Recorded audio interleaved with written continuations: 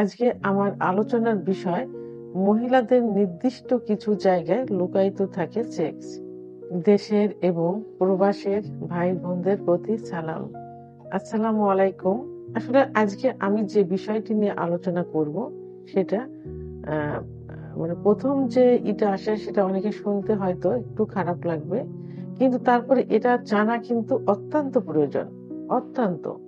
কারণ একটা সংসার কিন্তু টিকে থাকে স্বামী স্ত্রীর মধুর সম্পর্কের মাধ্যমে, কিন্তু সেই সম্পর্কটা যদি না থাকে তাহলে কিন্তু সংসার টেকে না। অনেক সময় সংসার কিন্তু ভেঙে যায়। আর সংসার থাকলেও সেটাকে সংসার বলে না, গ্রাম্য ভাষায় বলে দোজকখানা বলে ফেলে। কারণ পুরুষ বাসায় আসতে চায় না, বাইরে থেকে যেতে চায়। বাসায় আসলেও স্ত্রীর বাসার এরিয়াতে আসলেই স্ত্রীকে দেখলেই শরীরে যত ফিলিংস থাকে সব নষ্ট হয়ে যায়। এটা কিন্তু স্বামীদের কথা। যখন চিকিৎসা নিতে আসে তখন এই ভাষাগুলো প্রথমে তারা বলে চিকিৎসা নেওয়া শুরু করে। আর সেই ভাষাগুলো আমি আজকে আপনাদের জানালাম। এই জন্য কোনো খারাপ মন্তব্য করবেন না, আপনাদের জানা উচিত।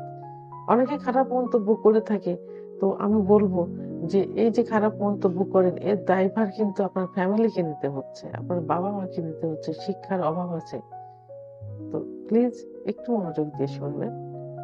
তো সংসারের শান্তি টিকায় রাখতে হলে স্ত্রী সম্পর্কে আপনাকে জানতে হবে, আপনার সম্পর্কে স্ত্রীকে জানতে হবে। তো আমি প্রথমেই স্ত্রী সম্পর্কে আমি কিছু বিষয় বলবো, যে বিষয় আপনার জানা থাকলে সংসারে শান্তি ফিরে আসবে ইনশাআল্লাহ। তো যেমন প্রথম যে কথা এসে বলে, এখন অনেকেই সচেতন হয়ে গেছে, এই জন্য চিকিৎসা নিতে ডাক্তারের কাছে আসে।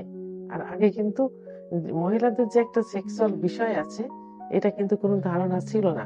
পুরুষরাও কিন্তু এখনো গ্রামের কিছু কিছু বড় স্বচ্ছ ফ্যামিলির অনেক পুরুষেরাও কিন্তু সেক্সুয়াল বিষয়ে এখন চিকিৎসা নিতে চায় না। মনে করে যে বিয়ে হয়েছে, বাচ্চা কাচ্চা হচ্ছে, আর কি। আর বাচ্চা কাচ্চা হতে তো আর সেক্সের এরকম প্রয়োজন হয় না। যে কোনো ভাবে বীর্যপাত হলেই কিন্তু যাদের শুক্রাণু সঠিক পরিমাণে আছে বাচ্চা হয়ে যায়। তো এখন অনেক পুরুষ এক সচেতন দেখে ডাক্তারের কাছে এখন আসে। তো অনেক পুরুষ বলে থাকে যে আমার স্ত্রীর কাছে গেলে একদমই সুখ পায় না, একটু মাথার কাছে এসে বসেও না, ওই আলাদা বিছানায় থাকে, আমাকে দেখলে দূরে দূরে থাকে। রাত্রে যখন বিছানায় আসে তখন একসঙ্গে ঘুমায় না, হয় আমি আগে ঘুমাই যাব তারপরে সে আসে, অথবা সে আগে যে বাচ্চা কে নিয়ে ঘুমিয়ে পড়ে তারপরে আমি যাই। কেউ কাউকে চেতন অবস্থায় পায় না। আমার স্ত্রীও একই অভিযোগ দেয় যে স্বামী এখন কেয়ার করে না। আমার স্ত্রী বোঝে আমার এই সমস্যা হচ্ছে, এখন আমি কি করতে পারি ম্যাডাম। সমস্যাটা হলো যে তাদের সেক্সের ইচ্ছা হয় না, সেক্স করতে ইচ্ছা করে না। তো সেক্স করতে গিয়ে তারা ব্যথা পায়, জ্বালা পোড়া করে, যে কারণে স্বামীকে দেখে ভয় পায়, দূরে দূরে থাকে।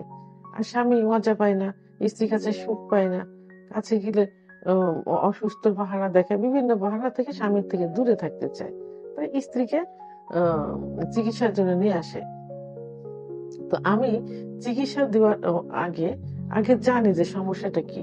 তো অধিকাংশ পুরুষই বলে থাকে, মহিলারা বলে থাকে যে তাদের সেক্সের ইচ্ছা হয় না, সহবাস করতে গেলে কোন রকম জায়গাটা ভেজে না, খুব জ্বালা পোড়া করে, ব্যথা করে, এমনকি চিড়ে যায়। এটা কেন হয় জানেন? কারণ স্ত্রীদের সেক্স কিন্তু লুকায়িত থাকে।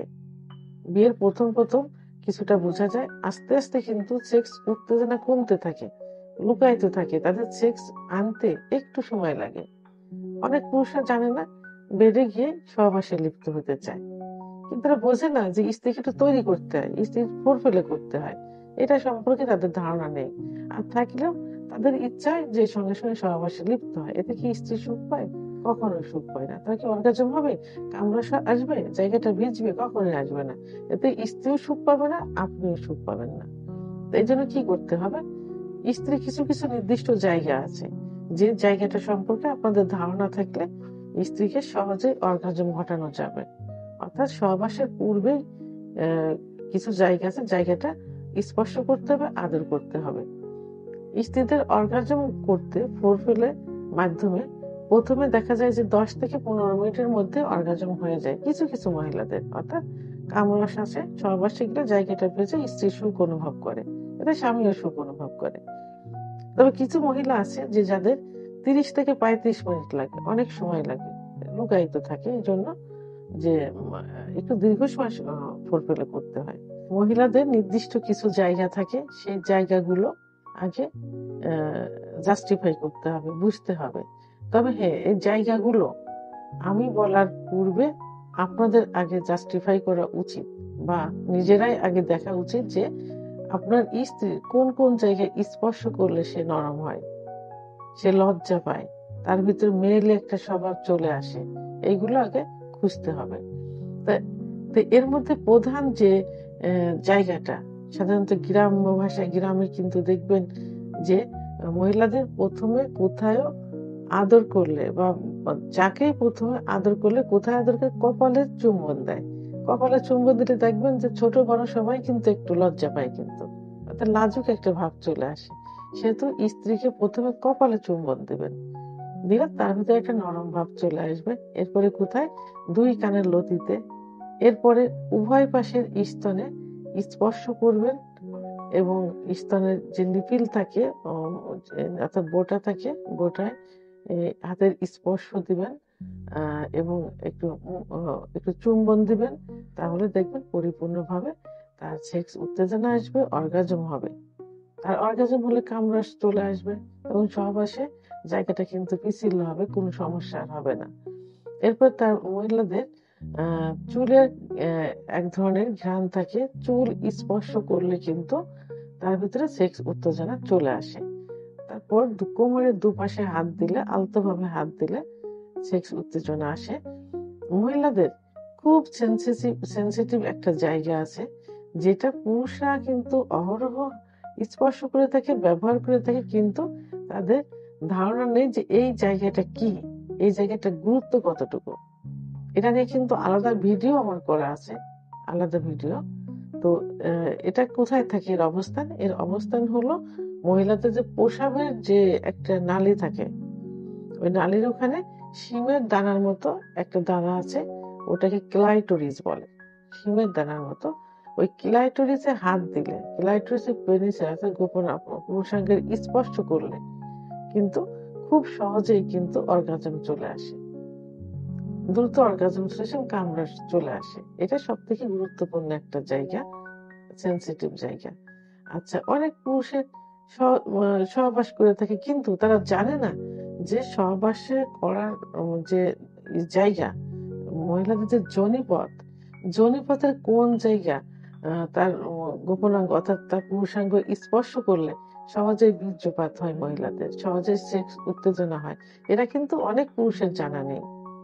অর্থাৎ মহিলাদের যে যোনিপথের একটা রাউন্ড থাকে, রাউন্ড নিচেই থাকে মলদ্বার, আচ্ছা দুই পাশে থাকে, দুই পাশে রান, উপরে থাকে প্রসাবের নালী। তা প্রসাবের নালীর ঠিক নিচের ওয়ালে যদি বেটে মহিলা হয়, মেয়ে হয়, তাহলে 1.5 থেকে 2 ইঞ্চি ভিতরে জি স্পট জায়গা থাকে। আর যদি একটু লম্বা হয় তাহলে 2 থেকে 2.5 ইঞ্চি ভিতরে জি স্পট জায়গা থাকে, যে জায়গায় পুরুষাঙ্গ স্পর্শ করলে, ঘর্ষণ দিলে বীর্যপাত হয়ে যায়। অনেকে বোঝে না বুঝে সর্বশেষ সময় তার পুরুষাঙ্গটা নিচের দিকে ধাবিত করে সহবাস করে। তো নিচের দিকে ধাবিত না করে যদি উপরের দিকে ধাবিত করা যায়, সঞ্চালন করা যায়, এবং যেসব পুরুষের লিঙ্গ ছোট থাকে, ভয় পায় যে ছোট লিঙ্গ দিয়ে স্ত্রীকে সুখ দেওয়া যাবে কিনা, তাদের জন্য সব থেকে উপযুক্ত একদম কাছে থেকে যোনিপথ থেকে একটু উপরের দিকে ধাবিত করে কয়েকবার সঞ্চালন করলে বীর্যপাত হয়ে যাবে। তাহলে এই জায়গাগুলো সম্পর্কে যদি কোনো পুরুষের ধারণা থাকে, তাহলে মহিলাদের অর্গাজম সহ কামরস বের করতে কোনো সমস্যা হয় না। তাহলে সংসারে শান্তি চলে আসবে, স্বামী স্ত্রীর মধুর সম্পর্ক গড়ে উঠবে, স্ত্রী পরক্রিয়া করবে না, স্বামীকে বাইরে যাইতে হবে না। এতে সমাজে, পরিবারের, সমাজে, রাষ্ট্রীয় জীবনের সুখ চলে আসবে, অশান্তি বিরাজ করবে না।